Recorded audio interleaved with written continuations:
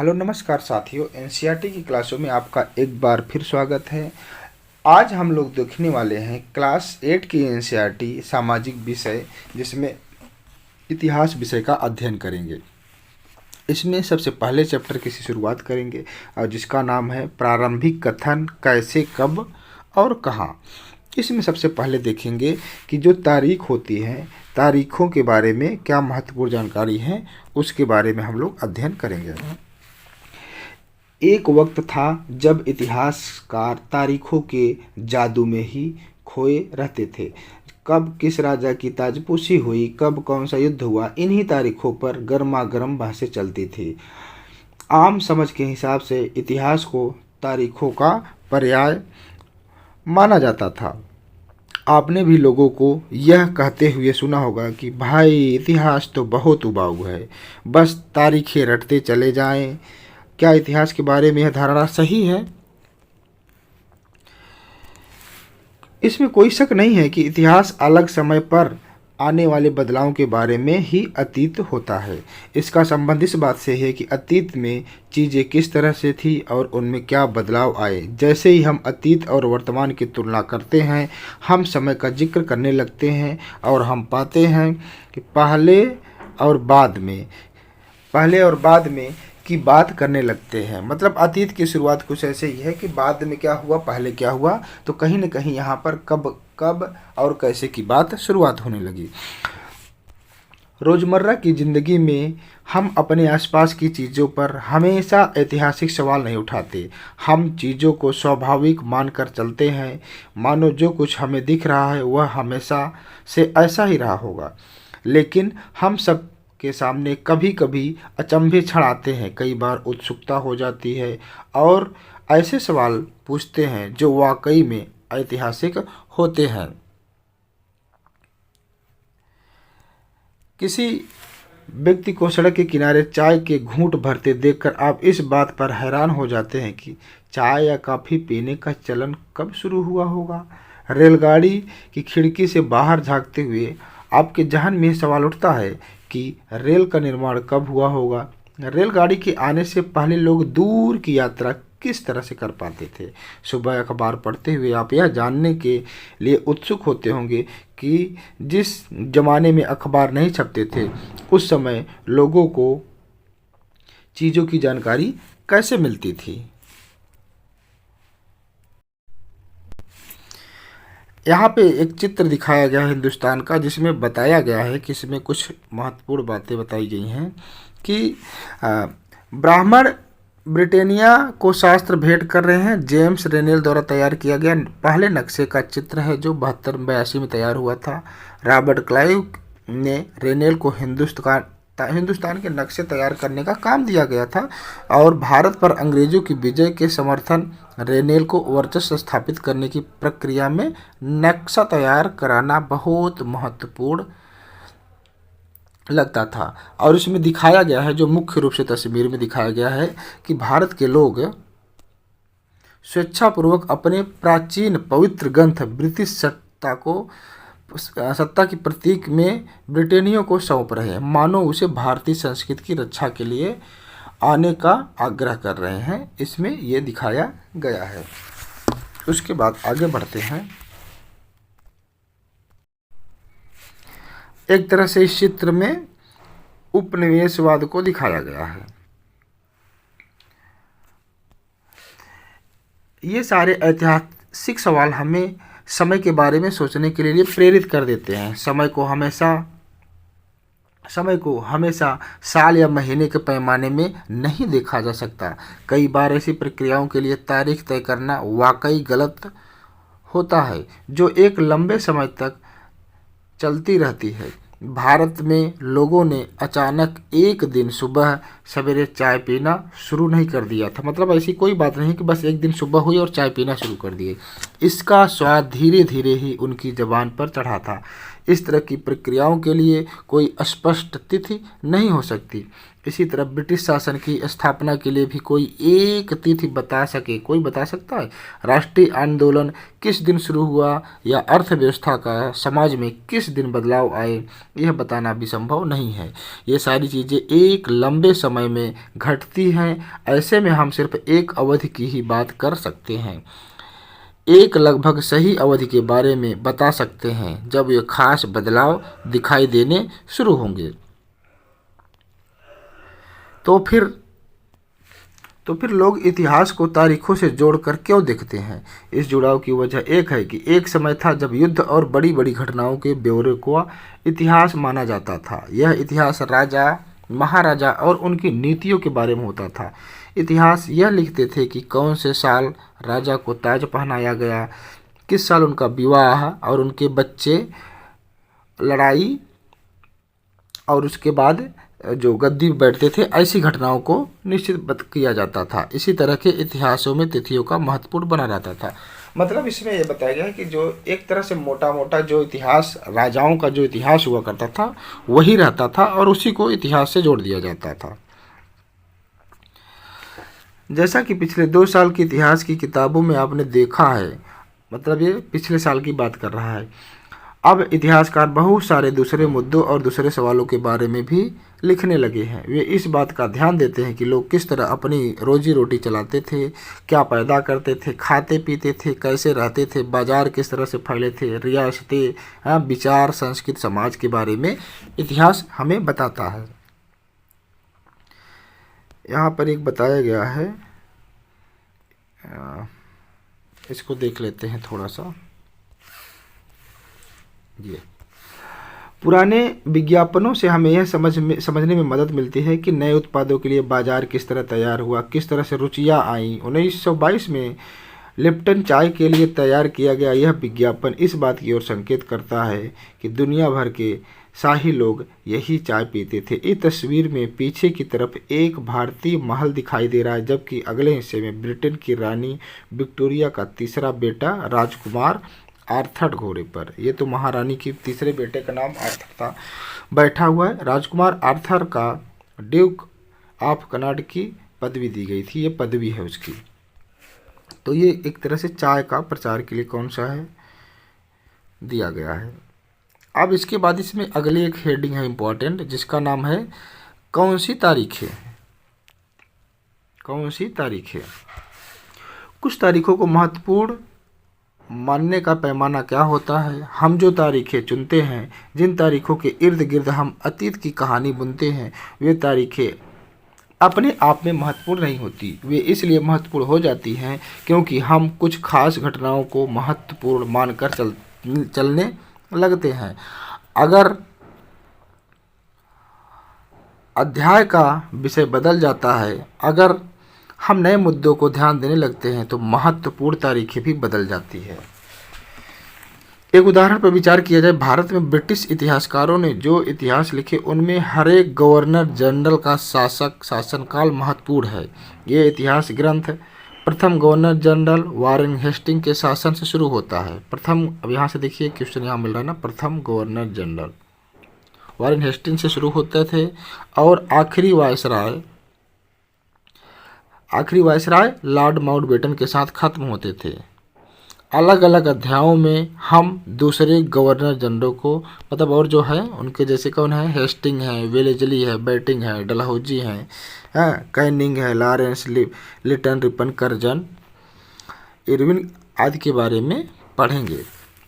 इस इतिहास में गवर्नर जनरलों और वायसरायों का भी न खत्म होने वाला सिलसिला ही छाया रहता है। इतिहास की इन किताबों में सारी तारीखों का महत्व इन अधिकारियों, उनकी गतिविधियों, नीतियों, उपलब्धियों के आधार पर ही तय होता था। यह ऐसे था मानो इन लोगों के जीवन के बाहर कोई ऐसी चीज़ नहीं थी जिसे जानना महत्वपूर्ण हो। इन लोगों के जीवन का क्रम ब्रिटिश भारत के इतिहास में अलग अलग अध्यायों का विषय बना हुआ है। मतलब ये जितने गवर्नर हैं, कहीं न कहीं सबका एक अपना इतिहास है, कोई एक साथ नहीं हुआ है।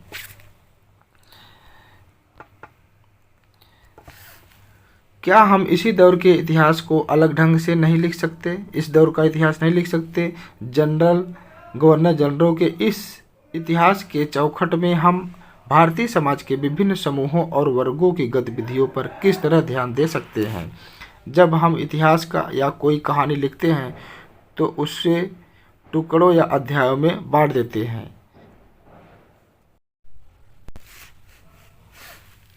हम ऐसा क्यों करते हैं? ऐसा इसलिए किया जाता है ताकि हर अध्याय में कुछ सामंजस्य रहे। इसका मकसद कहानी को इस तरह सामने लाना होता है कि उसे आसानी से समझा जा सके और याद रखा जा सके। मतलब इस प्रक्रिया में हम सिर्फ उन घटनाओं पर जोर देते हैं जो उस कहानी को पेश करने में मददगार होती है। जो इतिहास गवर्नर जनरलों के जीवन के इर्द गिर्द चलता है उसमें भारतीयों की गतिविधियाँ कोई मायने नहीं रखती।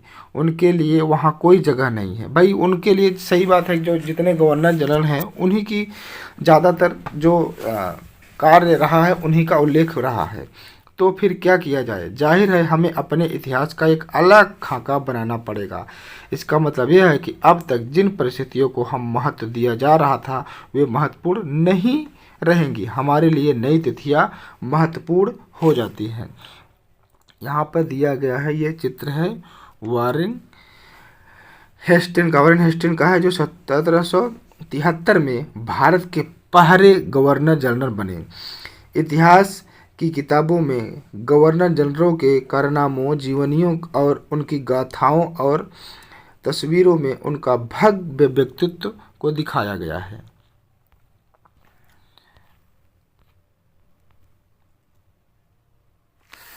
हम अवधियां कैसे तय करते हैं, तारीख कैसे तय कर सकते हैं? 1817 में स्कॉटलैंड के अर्थशास्त्री और राजनीतिक दार्शनिक जेम्स मिल ने 3 विशाल खंडों में a history of British India, British Bharat का इतिहास नामक किताब लिखी है। तो यहाँ एक इम्पोर्टेंट तथ्य ये वाला हो जाता है, ये वाला इम्पोर्टेंट हो जाता है। इस किताब में उन्होंने भारत के इतिहास को हिंदू, मुस्लिम, ब्रिटिश लिखा है। तो इसमें पूछ सकता है कि क्या किताबों को कितने भागों में बांटा गया है? तो हिंदू, मुस्लिम और ब्रिटिश में लिखा है। इन 3 काल खंडों में बांटा गया है। इन खंडों के निर्धारण में ज़्यादातर लोगों के नाम भी लिया है। क्या आपको भारतीय इतिहास को समझने के लिए इस तरीकों में कोई समस्या दिखाई देती है? इतिहास को हम अलग अलग काल खंडों में बांटने की कोशिश क्यों करते हैं? इसकी भी एक वजह है। हम एक दौर की खासियतों, उनके केंद्रीय तत्वों को पकड़ने की कोशिश करते हैं। इसीलिए ऐसे शब्द महत्वपूर्ण हो जाते हैं कि जिनके सहारे हम समय को बांटते हैं। ये शब्द अतीत के बारे में हमारे विचारों को दर्शाते हैं। वे हमें बताते हैं कि एक अवधि से दूसरी अवधि के बीच आए बदलाव का क्या महत्व होता है।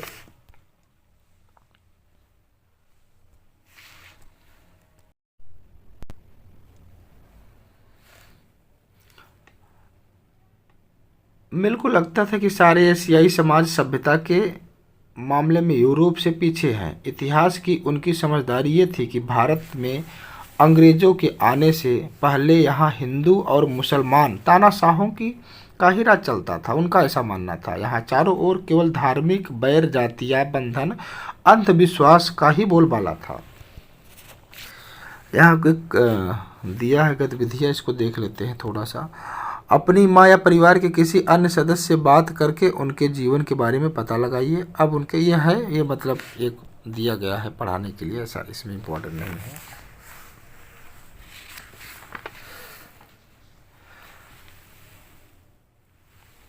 मिल की राय में ब्रिटिश शासन भारत को सभ्यता की राह पर ले जा सकता था। इस काम के लिए जरूरी था कि भारत में यूरोपीय शिष्टाचार, कला, संस्थानों और कानूनों को लागू किया जाए।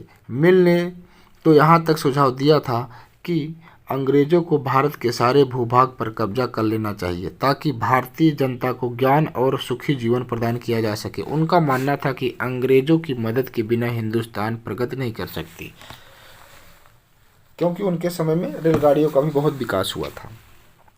रेलगाड़ी या रेल पटरी का इतिहास की इस धारणा में अंग्रेजी शासन प्रगति और सभ्यता का प्रतीक था। अंग्रेजी शासन से पहले सारा अंधकार का दौर था। क्या इस तरह की धारणा को स्वीकार किया जा सकता है? क्या भारतीय इतिहास के इसी दौर को हिंदू या मुसलमान का दौर कहा जा सकता है? क्या इन सारे दावों में कई तरह के धर्म एक साथ चलते थे? यहाँ पर एक कहानी का ही रूप दिया गया है, ज़्यादा इम्पोर्टेंट इधर नहीं है।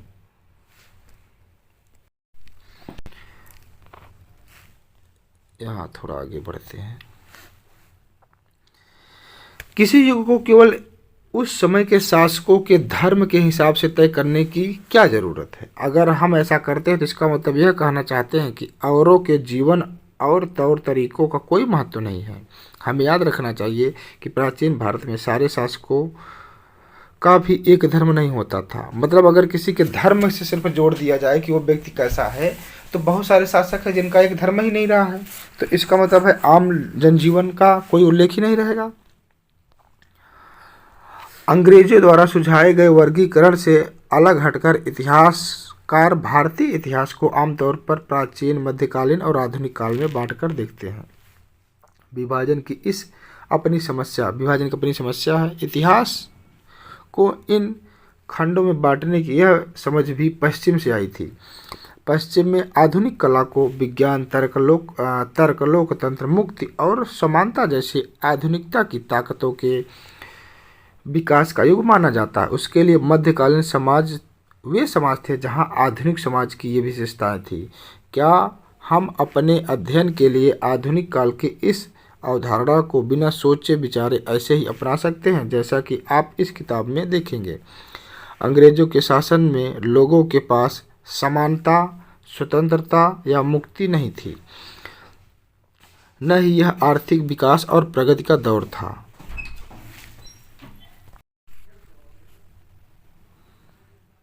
अब यहाँ से देखेंगे थोड़ा, ये औपनिवेशिक क्या होता है। इस किताब में आप पढ़ेंगे कि किस तरह अंग्रेजों ने हमारे देश को जीता और स्थानीय नवाबों, राजाओं को दबाकर अपना शासन स्थापित किया।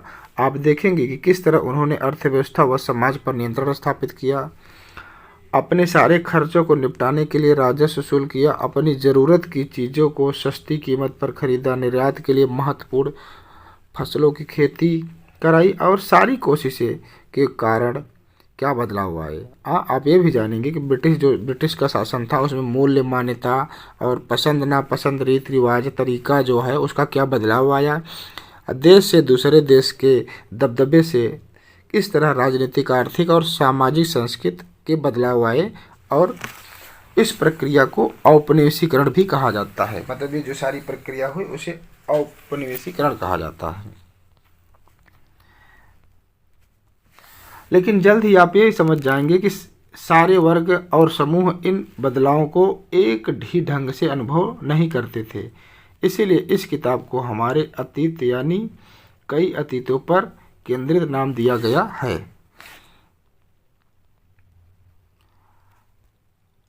अब हम लोग देखते हैं हम किस तरह जानते हैं, इसको देखेंगे।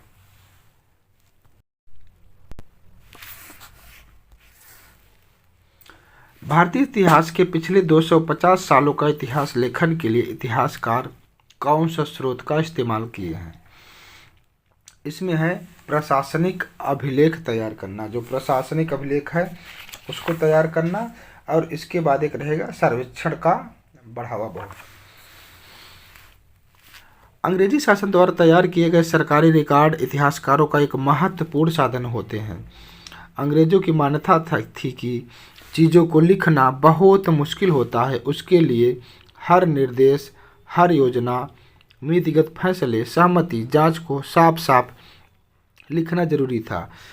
ऐसा करने के बाद चीज़ों का अच्छी तरह अध्ययन किया जा सकता था, उन पर विवाद किया जा सकता था। इस समझदारी के चलते ज्ञापन, टिप्पणी और प्रतिवेदन पर आधारित शासन की संस्कृति पैदा हुई। अंग्रेजों को यह भी लगता था कि तमाम अहम दस्तावेज और पत्रों को संभाल कर रखना जरूरी है, लिहाजा उन्होंने सभी शासकीय संस्थानों में अभिलेख कक्ष भी बनवा दिए। तहसील के दफ्तर, कलेक्ट्रेट, कमिश्नर के दफ्तर, प्रांतीय सचिवालय, कचहरी, सबके अपने रिकॉर्ड रूम होते थे। महत्वपूर्ण दस्तावेजों को बचाकर रखने के लिए अभिलेखागार और संग्रहालय जैसे संस्थान भी बनवाए गए थे। 19वीं सदी की शुरुआत में प्रशासन की एक शाखा से दूसरी शाखा के पास भेजे गए पत्रों और ज्ञापनों को आप आज भी अभिलेखागारों में देख सकते हैं। वहां आप जिलाधिकारियों द्वारा तैयार किए गए नोट्स और रिपोर्ट पढ़ सकते हैं या ऊपर बैठे अफसरों द्वारा प्रांतीय अधिकारियों को भेजे गए निर्देश और सुझाव देख सकते हैं। 19वीं सदी के शुरुआती सालों में इन दस्तावेजों की सावधानीपूर्वक नकलें बनाई जाती थीं।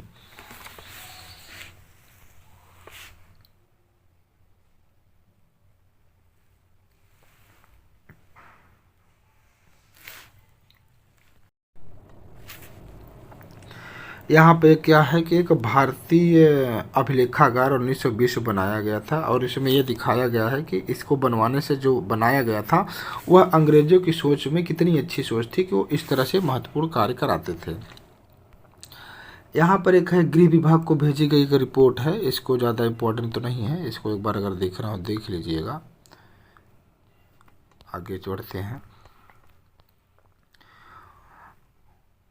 उसी में कुछ बातें छूटी हैं और जो ये अभिलेखागार होते थे खुशनवीसी के माहिर लिखते थे। जो लिखने वाले थे कौन थे? खुशनवीसी के माहिर लिखते थे। खुशनवीसी या सुलेख नवीसी ऐसे लोग होते थे जो बहुत सुंदर ढंग से चीज़ें लिखते हैं। 19वीं सदी के मध्य तक छपाई तकनीक भी फैलने लगी थी। इस तकनीक के सहारे अब प्रत्येक सरकारी विभाग की कार्रवाइयों के दस्तावेजों की कई प्रतियां बनानी जाने लगी थी। सर्वेक्षण का बढ़ता महत्व, अब उसको देखेंगे इसमें क्या क्या इम्पोर्टेंट बातें हैं।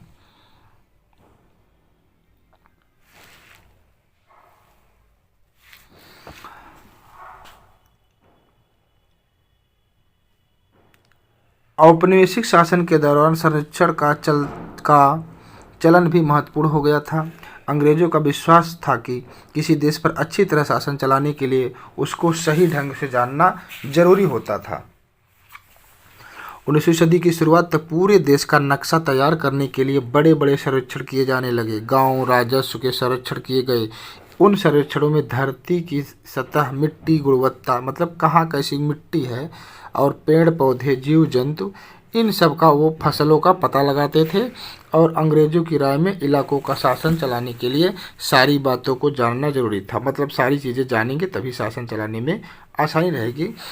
19वीं सदी के आखिर में हर 10 साल के जनगणना भी की जाने लगी थी। जनगणना की शुरुआत यहीं से होती है।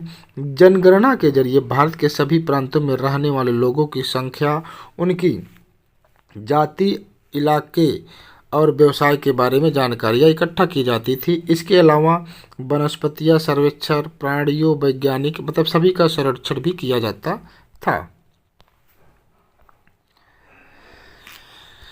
ये एक इम्पॉर्टेंट फैक्ट थोड़ा सा है, बहुत इम्पोर्टेंट नहीं है। इसमें दिया है जो है ये एक पौधा है, किसका? शरीफे का पौधा है। यह बनाए गए वनस्पति उद्यान से है, इसको देख लीजिएगा।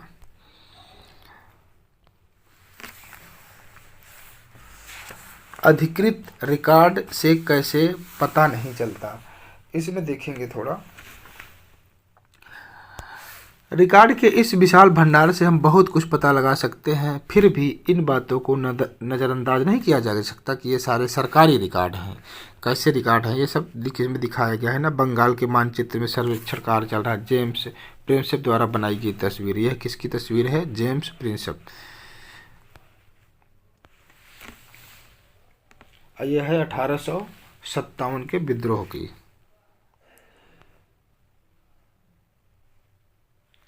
अब इसमें यहाँ से देखते हैं इस तस्वीर में क्या बताया गया है।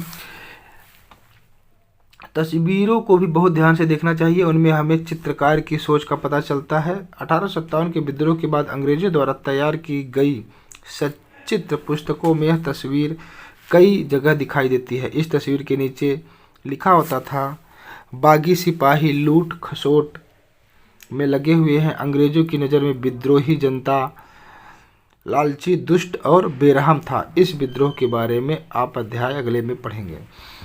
इनमें हमें यह पता चलता है कि सरकारी अफसर क्या सोचते थे, उनकी दिलचस्पी किन चीज़ों में थी और बाद में के लिए वे किन चीज़ों को बचाए रखना चाहते थे। इन रिकॉर्ड से हमें समझने में मदद मिलती रही है देश के दूसरे लोग क्या महसूस करते हैं और उनकी कार्रवाइयाँ की क्या वजह थी।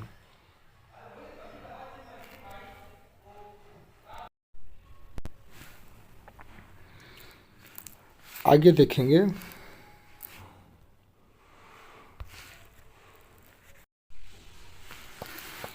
इन बातों को जानने के लिए हमें कहीं और देखना होगा। जब हम ऐसे दूसरे स्रोतों की तलाश में निकलते हैं तो उनकी भी कोई कमी नहीं रहती, लेकिन सरकारी रिकॉर्ड के मुकाबले उन्हें ढूंढना जरा मुश्किल साबित होता है। इसलिए इस लिहाज से लोगों की डायरिया, तीर्थ यात्राओं और यात्रियों के संस्मरण महत्वपूर्ण, लोगों की आत्मकथाएं और स्थानीय बाजारों में बिकने वाली लोकप्रिय पुस्तिकाएं महत्वपूर्ण हो जाती हैं। जैसे जैसे छपाई की तकनीक फैली, अखबार छपने लगे और विभिन्न मुद्दों पर जनता में बहस भी होने लगी। नेताओं और सुधारकों ने अपने विचारों को फैलाने के लिए लिखा, कवियों और उपन्यासकारों ने अपनी भावनाओं को व्यक्त करने के लिए लिखा। लेकिन ये सारे स्रोत उन लोगों ने रचे हैं जो पढ़ना लिखना जानते थे। इनमें हम यह पता नहीं लगा सकते कि आदिवासी, किसान, खदानों में काम करने वाले मजदूर और जो सड़कों पर रहते थे, उनका जो जीवन था वो किस तरह से गुजर रहे थे। उनका कोई उल्लेख नहीं है। अगर हम थोड़ी कोशिश करें तो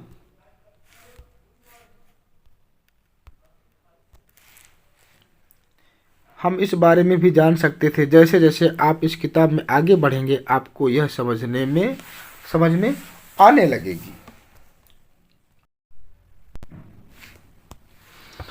लेकिन ये सारे स्रोत उन लोगों ने रचे हैं जो पढ़ना लिखना जानते थे। इनमें से हम यह पता नहीं लगा सकते कि आदिवासी, किसान, खदानों में काम करने वाले मजदूर या सड़कों पर जिंदगी गुजारने वाले गरीब किस तरह के अनुभव से गुजर रहे थे। अगर हम थोड़ी कोशिश करें तो इस बारे में भी जान सकते हैं। जैसे जैसे आप इस किताब में पढ़ेंगे, आपको यह बातें और समझ में आने लगेंगी।